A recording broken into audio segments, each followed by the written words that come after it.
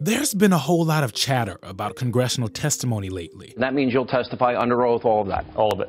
Yeah. Paul Manafort may testify before Senate investigators in public after all. But is all that chatter just a whole bunch of white noise? Well, not really. Beyond the din, how legally binding and consequential are these testimonies? Well, first of all, there are different components that up the ante of testimony, but let's focus on the setting and whether or not you take an oath. There are basically two pretty obvious types of settings for congressional testimonies: public and private. But the reasoning behind which one is chosen matters. A public testimony gets a whole lot of attention, especially if it involves a controversial topic or person or both.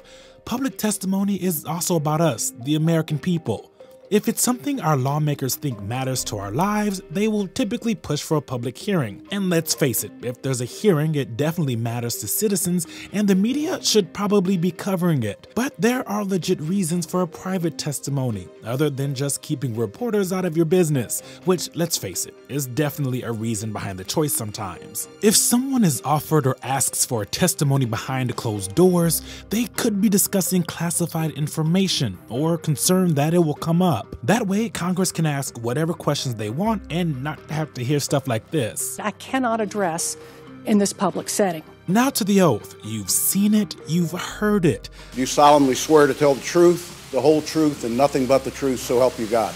But how much does it actually matter? Well, legally speaking, with or without the oath, you can't lie to Congress. Sorry, not sorry.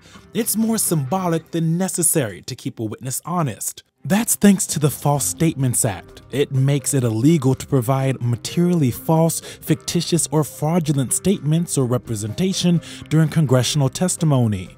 But putting that hand up does raise the stakes. If you knowingly lie after taking the oath, not only do you break the False Statements Act, you can also be charged with perjury. With or without the oath, a lie to Congress can get you up to 5 years in prison.